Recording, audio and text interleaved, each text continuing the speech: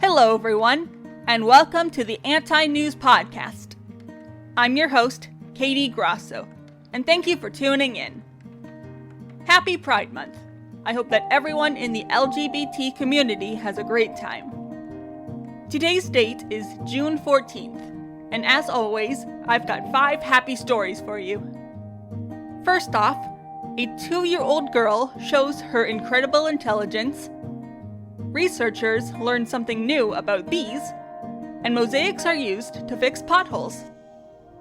After the music break, golden eagles return to Scotland, and women in Cambodia help regrow mangroves.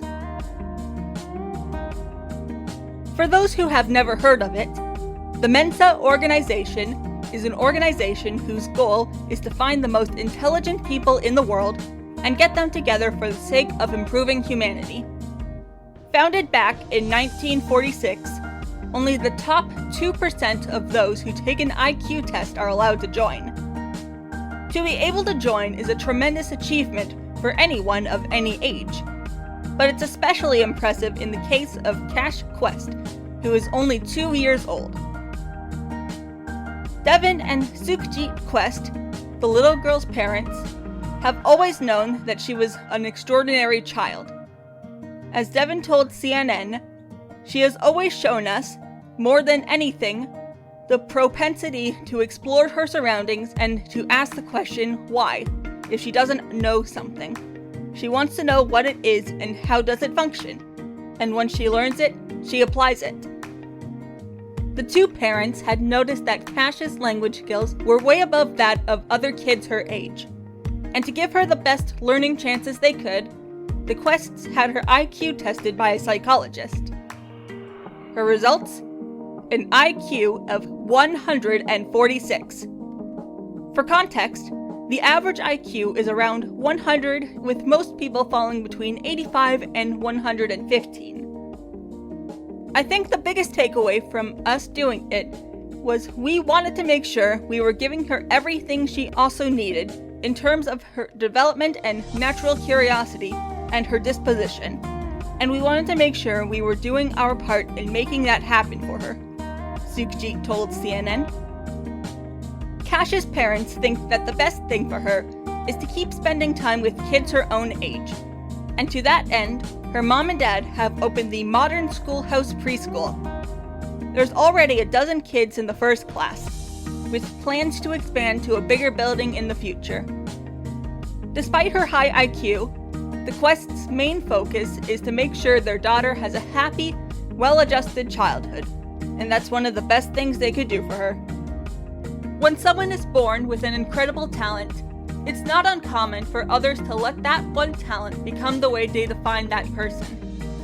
While it's good to acknowledge someone's abilities, don't forget to praise them for other things aside from what they're gifted at. And don't put them down when they fail just because they're talented either. Show someone lots of love and affection, and talents you didn't even know they had will blossom and bloom. Any gardener worth their salt can tell you that pruning is one of the best things you can do to help your flowers grow. Cutting off dead leaves or flowers is one way, but another is to remove bits of new growth so that the existing buds get more nutrients. Pruning can even help plants grow faster, and humans aren't the only ones who know this. As it turns out, bees will partake in pruning too. When bees are flying around flowers, they're scouting out which ones have the tastiest and richest supplies of nectar. They also take tiny bites out of the flower's leaves, not for food or building supplies, but to make flowers bloom sooner than they normally would. According to trials that were run by a Swiss lab, colonies that didn't have access to pollen would go out and partake in this pruning action on flowers they liked while they weren't in bloom, while colonies that did have pollen didn't do this. The pruning of a black mustard plant caused it to bloom 2 weeks early, and a tomato plant a whole month before it was supposed to. The researchers also found that multiple species of bumblebees, not just the ones they had, were doing this as well. While the researchers aren't sure why the biting action causes the flowers to bloom, they do know that it's a sort of communication between bee and plant. Lars Chitka, a behavioral ecologist at Queen Mary University, says, "That's what this study shows. In a sense, the bees are signaling, 'Hey, we need food. Please speed up your flowering and we'll pollinate you.'" While not involved in the study, chemical ecologist Santiago Ramirez at the University of California added, "It's a very sophisticated type of communication. It seems bees have cracked the code that causes plants to flower." We've all seen or watched bumblebees at flowers that are already in bloom, but we don't tend to really look at flowers when they're not in bloom. Because of that, this is really the first time we've noticed this behavior. Let's all take this as a reminder to not only focus on the beautiful things in life, but to look at everything and anything to see what we can learn from it. Because you'll never know what you'll miss when you don't. Nobody likes potholes. For a start, they're just not that nice to look at, but they can also be a hazard. For people, you could take a misstep and end up tripping because of one. And for drivers, if you go over it too fast, you could cause serious damage to your car. Several creative solutions to get cities to fix them have come up, such as drawing crude images around potholes, but even those don't always work. As they say, if you want something done right, you have to do it yourself, and that's exactly what French artist MMM has done. MMM comes from Lyon, France, and is a mosaic artist. He calls his technique for fixing and repairing damaged streets and walls flacking. Traveling across Europe, he's been using mosaics to fix potholes, sidewalk cracks, and cracks in buildings. The first time he did this was 10 years ago, when he found himself in an alley in Lyon with lots of damage in it. Since then, he's been fixing potholes all over France. He explains, "It's a succession of a lot of places and reflections, experiments I did before. I had done similar things with other techniques, other supports, and finally, when this one emerged, I knew I found something that I was going to keep doing for the rest of my life." If you would like to see his work, you can go to his Instagram page, mmm.flacking, or to his website, mmm-flacking.net, which I will link to in the description of this episode. You don't have to be an artist or a craftsman to make things beautiful. You can plant flowers, clean up graffiti, clean up and decorate your porch, and more things than I can list. With just a little effort, you can improve almost anything and make it better for everyone to enjoy. One thing that everyone enjoys is music, so let's go to the music break.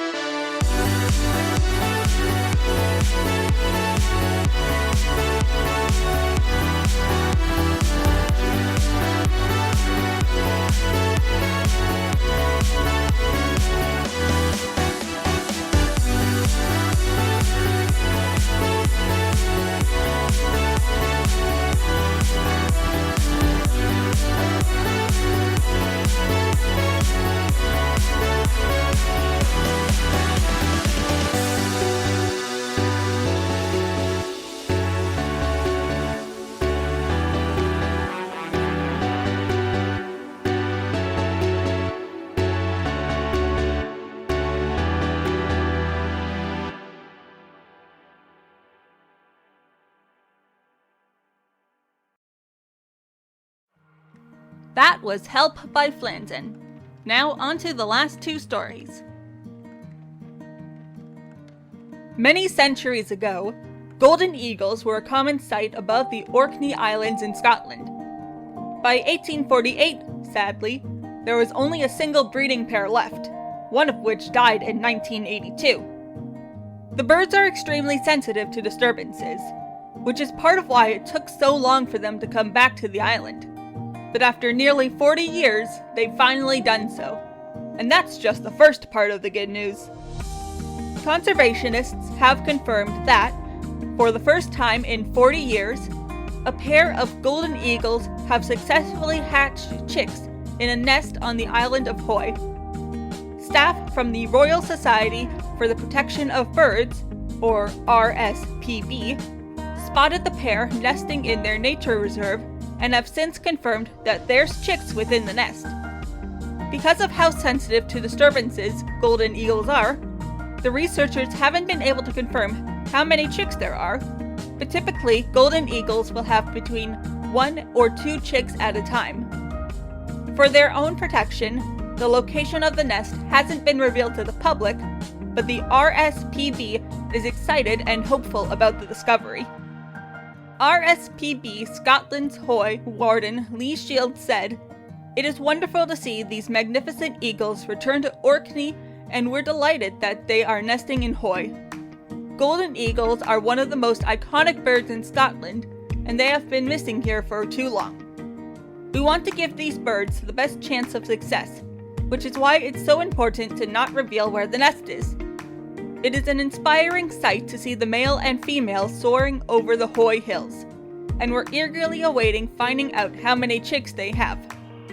This golden eagle pair are at an early stage of their breeding life, and as they are long-lived birds, we hope not only that they will be as successful as their predecessors, but that they are the beginning of this species re-establishing itself in Orkney." Nature's ability to repair itself is incredible. Oftentimes, we think that it won't be able to do so without our intervention. But sometimes, the best thing we can do is to sit by and let nature do what nature does best. We should still try our best not to hurt the environment, of course, but given enough time, plants will regrow, water will turn clear, and animals will return to their natural habitats. Mangrove trees are one of the most unusual types of trees. For a start, they're salt tolerant, help with climate change, and help hold coastlines in place. They're also important parts of their own ecosystems, and can help protect coastal towns from tidal waves. Unfortunately, mangrove trees are often cut down for firewood, coastal developments, and most bizarrely, shrimp farming. On top of that, while they're more resistant to climate change, they're still affected by it. Over the past 4 decades, 35% of global mangrove forests have been destroyed. But an organization known as ActionAid is working to help fix that with the help of Cambodian women.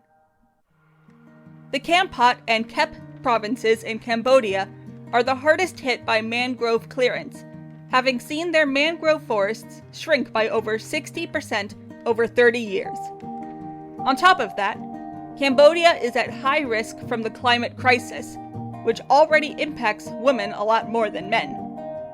To help the women of those provinces, ActionAid started the She is the Answer campaign, the goal of which is to help women become more resilient by training them to take up climate-adaptive livelihoods. One of the programs that the campaign has started is mangrove rewilding, or in other words, planting and caring for mangrove saplings. So far, it's already been a huge success, with the goal of planting 100,000 mangrove saplings along the shores of Kampot already having been met and passed. Along with planting mangroves, the women have also been involved with setting up climate-adaptive floating gardens and schools to teach kids about climate resilience. Climate change is a major issue, and one that's quickly catching up with us.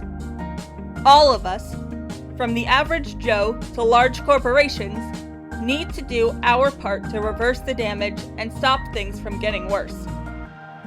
One big part of that is teaching others how they can do their part from a young age. So that way, when they're able to make their own decisions about the environment, they'll be well informed. It's not just kids either. Anyone at any age can learn how to protect the environment. All that's needed is a willingness to learn and a desire to help. Here's today's advice. When baking, stick to the provided measurements. Baking is more of a science than you might expect. While there is room for experimenting and creativity, if you mess up on something like yeast, flour, or baking soda, the recipe might not even work. At least for the first few times, follow the recipe as precisely as possible.